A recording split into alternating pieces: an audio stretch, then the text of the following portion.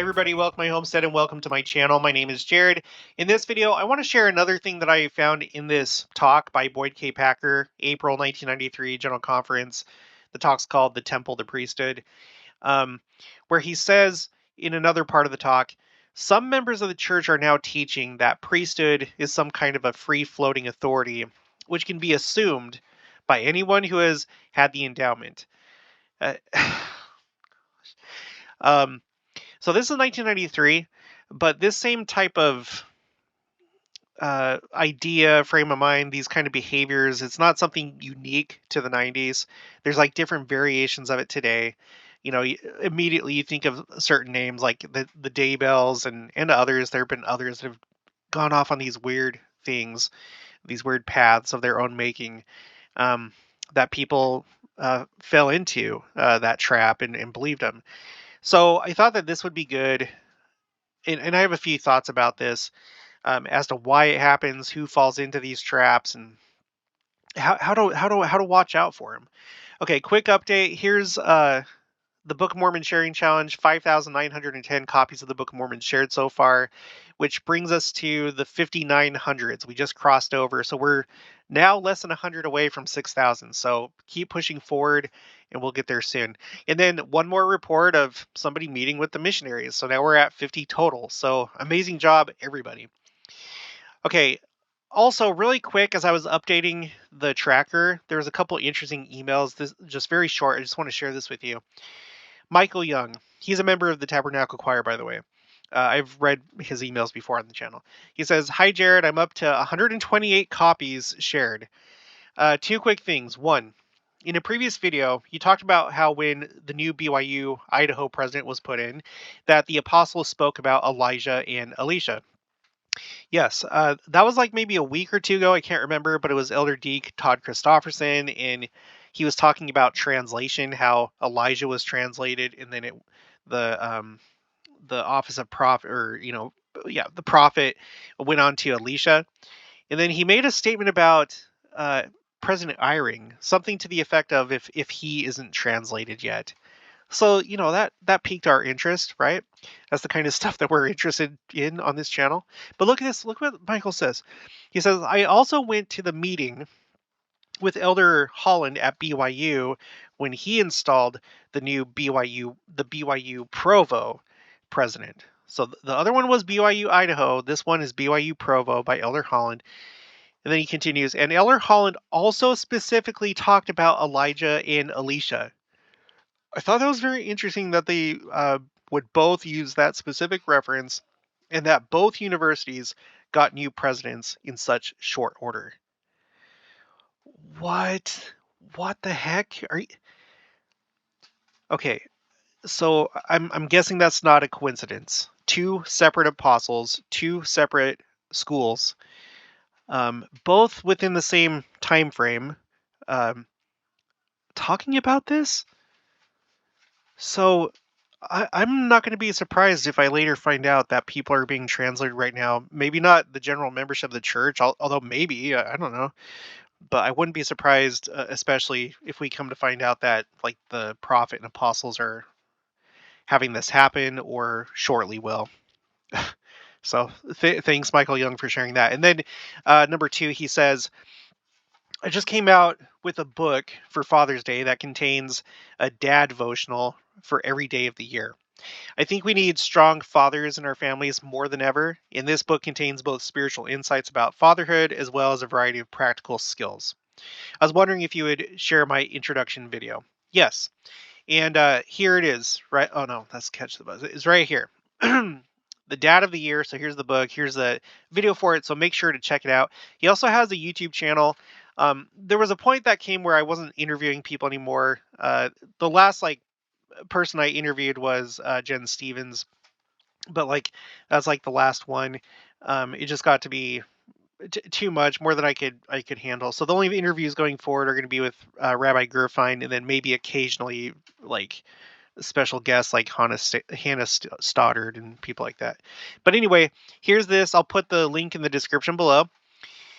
And then he says, "The Tabernacle Choir is off this month to Mexico." Remember, he's in the Tabernacle Choir. Its first stop world tour over the next few years. I think that's also a very significant development. Yeah, yeah, I think it is too. Uh, they they are responsible for many people joining the church. So, and as we're getting closer and closer to the second coming, there's more and more talk of this being a global church and the diversity within the church. So yeah, I think so too. So thank you, Michael Young. And then one other thing, really quick. This is Melissa Foster, and actually, this is another person at the same time that I was going to do an interview with, at the same time as Michael, but I never did. But here's her channel. It's called Catch the Buzz. So I'll put this in the description below. I'll also put this on my featured channels so you can find it.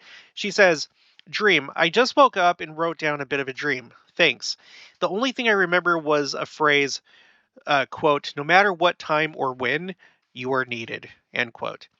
As I thought about this phrase, my friend James came to mind, that I've been thinking about sharing the Book of Mormon with for a while, but just hadn't felt that the time was right, and I didn't know what to say to him. He has other LDS friends and opened the Book of Mormon once and said he heard a voice that said, "Put that down." He closed it.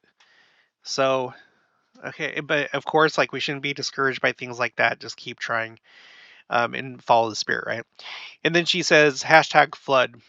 So I'm assuming that she has. It's not clear, but she did hashtag flood. So I'm assuming that she did give out that Book of Mormon.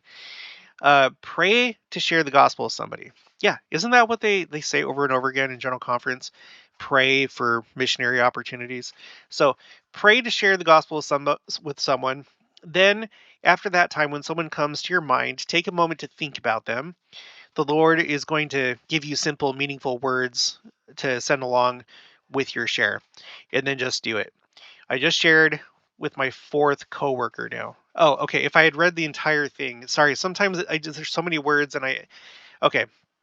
So she shared with her fourth coworker now. So very good, Melissa Foster. And yes, pray. Make it as personal as possible. But don't let that stop you from giving it out. If it's someone you don't really know, it's an acquaintance. Something is better than nothing. But let's try and have each share have as much quality as possible. All right, so now let's move on to the main topic. So this is what he says. Some members of the church are now teaching that priesthood is some kind of a free-floating authority which can be assumed by anyone who has had the endowment. They claim this authority gives one authority to perform priesthood ordinances. They take verses of scripture out of context and misinterpret statements of early leaders, for instance, the prophet Joseph Smith, to sustain their claims. Let me just say something right now. This behavior, this way of doing things is still with us today. Okay. And I'm sure that you've come across it, and you need to be aware of the people doing this kind of thing. People that really, really hyper focus on the early church, because the idea goes that that's like the more pure information, or that's like where the real truth is, and everything's been watered down since then, which is false. The Lord teaches and reveals line upon line, precept upon precept. And so things look different now than they did in the early church. Things have been expanded, expounded, and we understand things better. Plus, certain things have changed. Now we're in a different phase.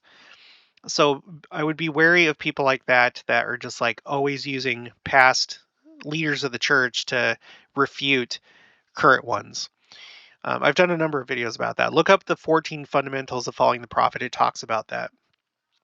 And then missing or taking scriptures out of context. Recently, there was someone that had said something on a video where they completely took it out of context, and the context was in the chapter heading. It was in the Doctrine and Covenants. You know, that the portion where it talks about like the background of the scripture. It said it in that, what that scripture was talking about. So be careful. Make sure to read the chapter headings. Okay, continuing, what is puzzling is this. With all their searching through church history and their supposed knowledge of the scriptures, they have missed the one simple, obvious absolute that has governed the bestowal of priesthood from the beginning, said as simply as this. And I'm not going to read this for sake of brevity. You can read this, but the more important part is these people that learn and learn and learn and research and whatever, and they think that they know so much, and then they take the liberty to interpret things for themselves, you know, and they kind of like ignore current prophets, apostles. You have to take the entire thing. You have to take scriptures. You have to take the early church. You have to take the middle church, like 70s and stuff like that. And then the modern church or the current church. You have to take it all so that you have the most information possible, and you can't just ignore certain things. And I think there's some people that specifically do that. And that's why on my channel I stick to scriptures, prophets and apostles. I do like to speculate. I don't There's nothing wrong with speculating, but when you start teaching your speculations as though it's absolute truth, that's where a big problem comes in. A big problem. And when you're doing things like this, like these people that thought that they could do priesthood ordinances outside of the temple in like on their own as though they're like agents, um hopefully that would raise a red flag to you, if you're the one doing it, and especially if you're one that you're like a victim of them. Like, just it's unbelievable to me sometimes that people aren't able to see red flags with people. Okay. So he goes through how like the scriptures themselves make it very clear, and then he himself is saying it. So here you have two people confirming, or two sources confirming the same information, and then later, um, right here, do not miss that one simple, obvious. That's another thing. I feel like there's just so many that ignore the obvious, like how the church works, how it revelation that's been received, and they go for like this what they think are the secret special hidden meanings of things.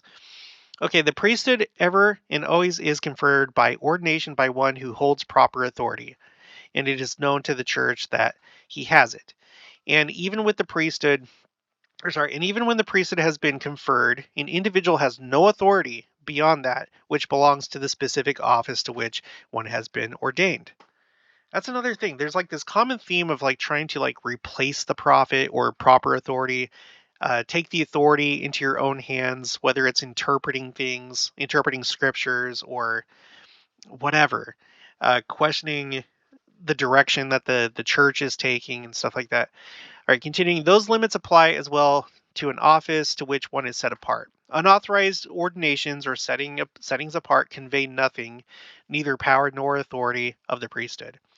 If they seek to do mischief with the priesthood and with the sacred things of the temple, the Lord has said he would, quote, blind their minds that they may not understand his marvelous workings. So be warned. Hopefully you have the good sense not to do these like weird things and go on strange paths. Um, but also beware of the people that are promoting the weird things. Now this is my last point. I think there's three people that fall into this trap. One, you have the ringleaders or the wolves themselves, and usually those people, in my mind, are going to be narcissists, toxic people where they don't care so much about truth. They want to feel special. They want to have the secret knowledge. They want to have their own little following. They want to be like a pseudo like mini prophet or something like that. So you have people that do it uh, knowing that it's wrong, but they don't care. It's because they want a special following and they want to feel special. A third group would be those that are prone to be victims, those that are like easily influenced, easily convinced of things. They've lived a life where they've been abused as children, and they've basically been trained from their youth to just like accept things at face value and to disarm themselves against predators. So you have these two groups, the predators and then the prey, like the vulnerable prey, because they're all prey, they're all victims, but you see what I'm saying. And then the third group, I think, are people that are genuine and they just either haven't done enough study, or they haven't had time to like really think about it, or any number of things, but they do value truth, but they're just currently in a deceived state. They're not necessarily vulnerable, but they just kind of accidentally walk into this mess. All right, but that's going to be it for this one. So if you haven't already, please make sure to subscribe, like this video if you liked it, leave your thoughts and opinions down in the comments below. Also, make sure to share. Please share this, please. There's people that need to know this. Yeah, so share it, and I'll talk to you guys later.